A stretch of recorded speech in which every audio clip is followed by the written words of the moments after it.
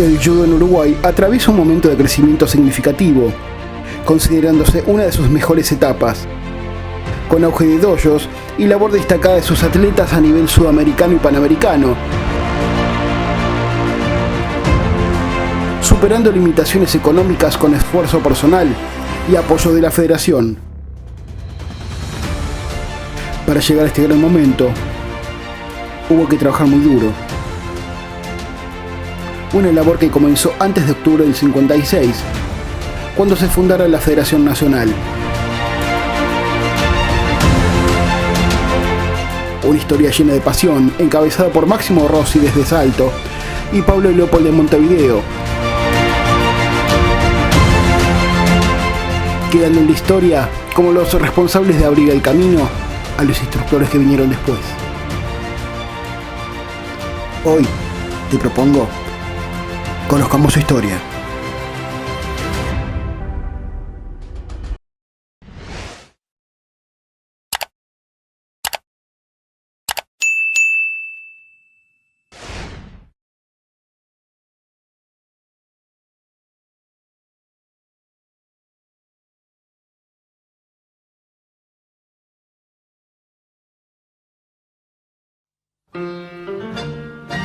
Montevideo, abril de 1936.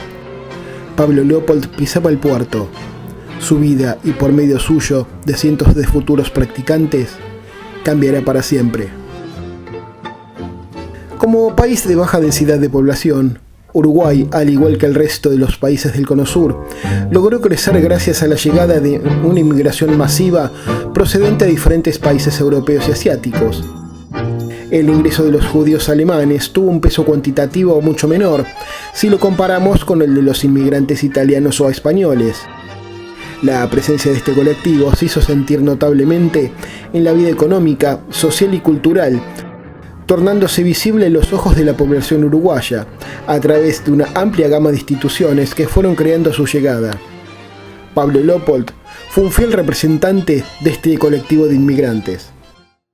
Ya entrando más en tema, aclaremos que Uruguay no era ajeno a las disciplinas de combate. La lucha fue la primera actividad en arribar a nuestras costas. Igual que en todo el mundo, sus referentes eran parte de los espectáculos circenses de la época. También luchaban como parte de los actos de carnaval. El italiano Raffaello Scali, a fines del 1800, era la figura local más conocida. El boxeo había llegado a Uruguay casi terminado el siglo XIX, introducido por marineros ingleses que realizaban peleas improvisadas en el puerto de Montevideo. Mientras que la esgrima comenzó a desarrollarse a principios del siglo XX, destacándose Nicolás Rebelo, maestro en la escuela militar, consagrado campeón mundial de sable en 1908 en Barcelona. Desde Leopold en Montevideo y Rossi en Salto, cada referente llevó a Uruguay una faceta del arte creado por Gigolo Cano, reflejo de una época donde el judo todavía estaba naciendo y la manera de expresarlo variaba de región en región. Te invito a romper un mito. ¿Cuál fue realmente el aporte del sensei Pablo Leopold desde lo técnico? Y para empezar a analizarlo sería bueno remontarnos a 1914, a la llamada Gran Guerra. La naturaleza evolutiva y brutal de la guerra de trincheras en la Primera Guerra Mundial dio lugar a nuevas formas de combatir. La zona libre entre trincheras, conocida como Tierra de Nadie, era el terreno clave a dominar, sobre todo por la noche. El asalto a la trinchera rival tenía como objetivo forzar la línea enemiga para dar de baja a los defensores, destruir fortificaciones y armas, obtener información mediante la captura de mapas y documentos y regresar con prisioneros. Se usaban armas especializadas como garrotes y cuchillos improvisados. Tal como lo recordaban los pocos sobrevivientes, era el escenario más terrorífico al que un soldado se enfrentaba. Estas encarnizadas batallas cuerpo a cuerpo hasta la muerte fueron uno de los episodios más oscuros de la Gran Guerra. Y a medida que la guerra de trincheras evolucionó en el transcurso del conflicto bélico mundial, también lo hizo el tipo de combate. Las tropas que se dedicaban a atacar las trincheras enemigas eran equipos de élite, especializados en generar, en medio del caos que provocaban en el territorio enemigo, un ataque relámpago. Sabían que sus misiones eran suicidas. Iban por todo. Durante los asaltos a las trincheras enemigas, se daban durísimos encuentros cuerpo a cuerpo. En pleno combate, frente a las armas de fuego o bayonetas, debí adaptar mis conocimientos. Fue toda una autoevaluación de lo aprendido, donde tenía muy claro que un error me costaba la vida. El resultado fue un judo más combativo, directo y agresivo. Buscaba en segundos acabar con el enemigo. Esa experiencia la volqué con los años con mis alumnos, incluso cuando daba clases a las diferentes fuerzas militares y policiales. Contaba Sensei Alfred Rode, quien junto a Erich Rahn sentó en Alemania las bases del arte creado por Kano desde principios del 1900. Sensei Pablo Leopold, también veterano de guerra, se formó bajo esta personal interpretación del judo, y nada menos que bajo la guía del propio maestro Rode. Una vez que Adolf Hitler ascendió al poder, llevó su filosofía de odio a todo el país.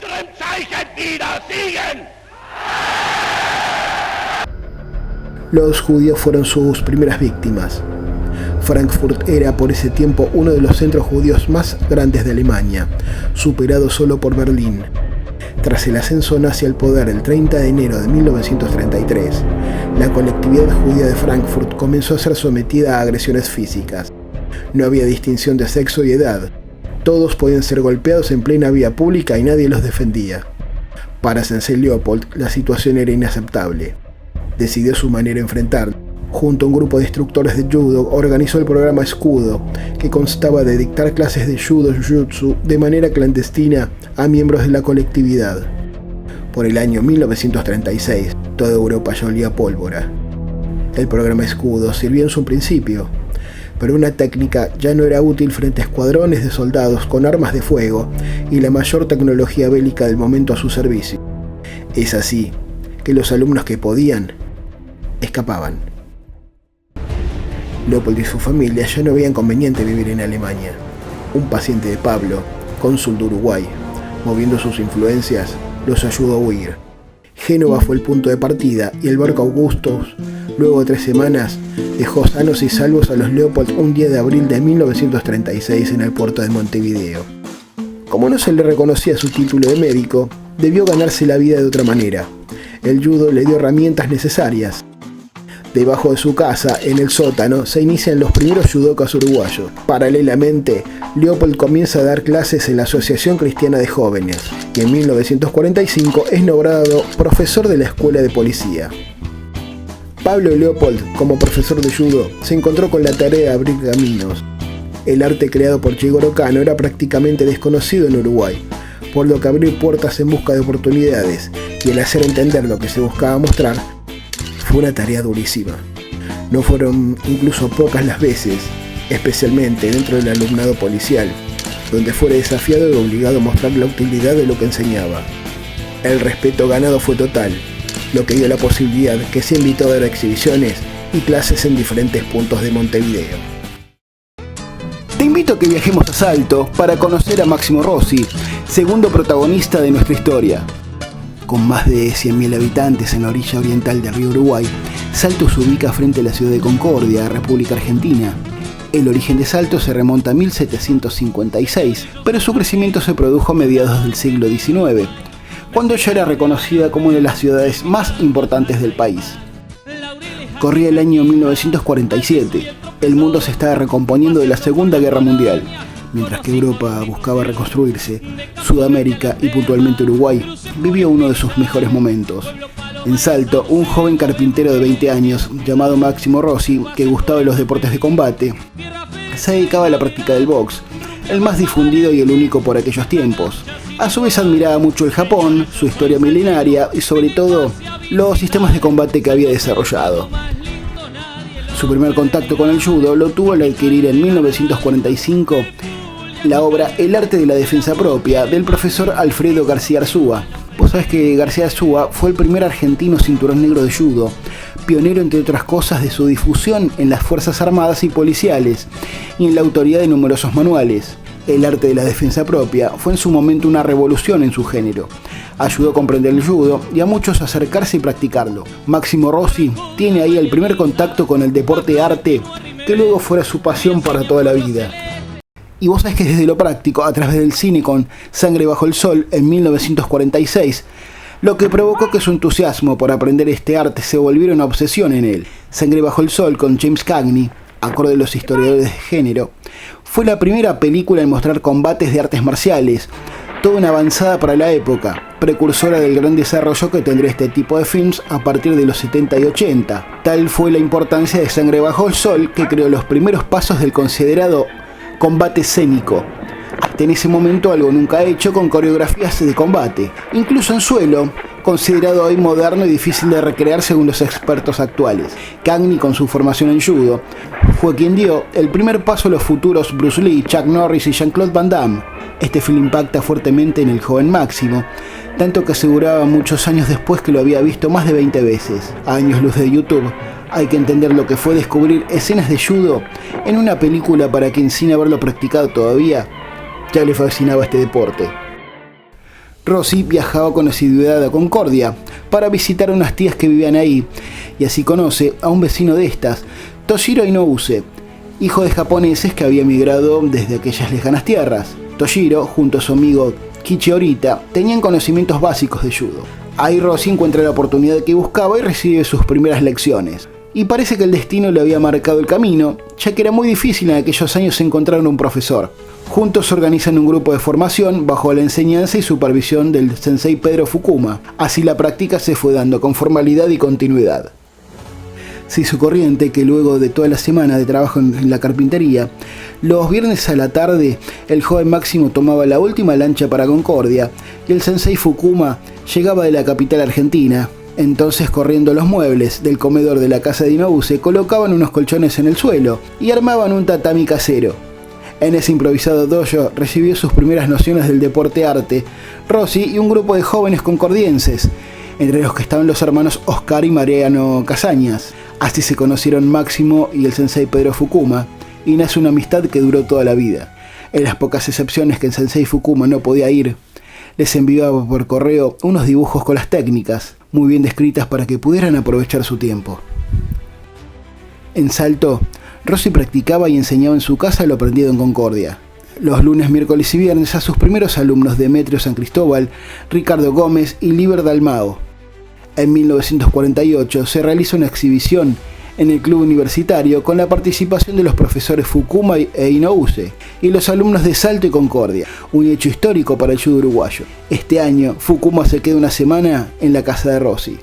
Y ya que hablamos del sensei Pedro Fukuma, ¿qué perfil tenía su judo? ¿Qué es lo que dejó para sus alumnos salteños y de ahí para también Uruguay? Se especializaba en defensa personal, enfocando su judo hacia la reducción en lugar de la agresión.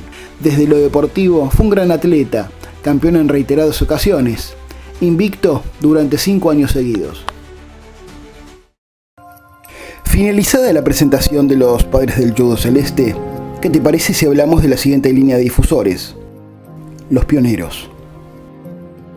A partir de 1947, el hijo de Pablo, Werner, colaboraba con él en la enseñanza, haciéndose cargo de la Asociación Cristiana de Jóvenes.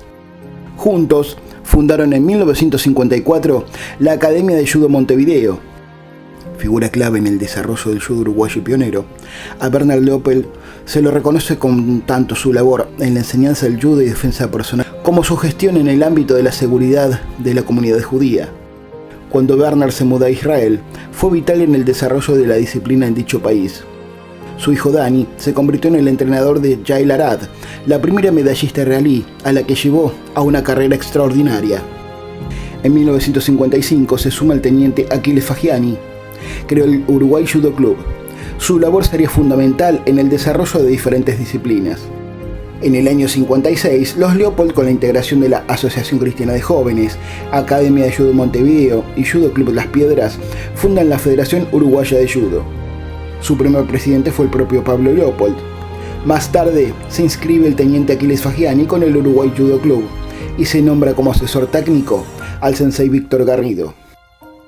Y ya que hablamos del sensei Víctor Garrido, te cuento que el sensei Garrido llegó de España en 1956 como segundo dan. Tenía 26 años de edad y había logrado ser campeón nacional de ese país a principios de la década del 50. De su mano se dio un avance enorme en el judo deportivo. En noviembre del 57 se realizó el primer campeonato nacional, resultando campeones nacionales por equipos el Uruguay Judo Club y campeón nacional individual Milton Laurino. Y en 1958, desde Francia emigra en barco y se instala en Montevideo George London, trabajando como quiropráctico, y abre el dojo Sobukan en la calle Vázquez y 18 de julio. Llega con un currículum impresionante para la época. Quinto dan de judo, segundo dan de karate, segundo dan de aikido, además de ser especialista en Kwatsu. Fue uno de los primeros cinturones negros de judo en Francia, alumno de Mikonosuke Kawaishi. London les dio a las artes marciales un enfoque propio al que denominó Taeha. Se cuenta que era habitual verlo caminar por el centro de Montevideo, vestido con su judogi, y darle un folleto de su escuela a todo quien lo mirara sorprendido. Su influencia en el desarrollo del judo, aikijujutsu, aikido y karate en Uruguay, Argentina y sur de Brasil es indiscutible. Por 1959 llegó Tokiharu Kobayashi, sexto dan, contratado en Paraguay por Bernard Loppold para su Academia de Judo Montevideo. Paraguay no supo aprovechar los conocimientos de este gran sensei, y después de unos años, Uruguay, que tampoco supo aprovecharlo, hizo que se fuera a Chile en 1960, invitado por los carabineros. El judo chileno puso la imagen de Kobayashi arriba de un pedestal, en su justo término. Ahí encontró lugar y honor merecido. De su mano recibieron el judo directo de Kodokan. Ya más acá en la época, en el año 2017, el señor Luis Marciotti lanza su obra 60 años de judo en salto, donde analiza exhaustivamente la obra del sensei Máximo Rossi y el devenir del judo hasta la actualidad. La presentación fue seguida por la prensa zonal y por todo un quién es quién del judo local e internacional.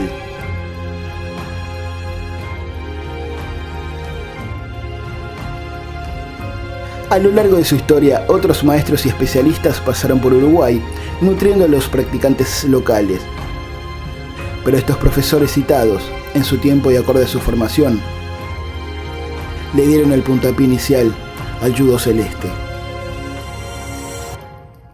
La historia se compara con un rompecabezas incompleto, porque se construye con piezas fragmentadas, evidencias, documentos, testimonios, donde a menudo faltan partes esenciales. La metáfora subraya que el conocimiento histórico es un proceso continuo, a menudo sin un dibujo final claro, que requiere interpretación para unir las piezas disponibles. Todavía hay mucho por descubrir sobre los orígenes del judo celeste y de su devenir más reciente. Te invito a sumar más información para continuar el homenaje al viejo y querido judo uruguayo. ¿Te gustó el video? Entonces suscríbete, dale like, comentalo, compartilo y por sobre todo ayúdame a seguir creciendo con el canal.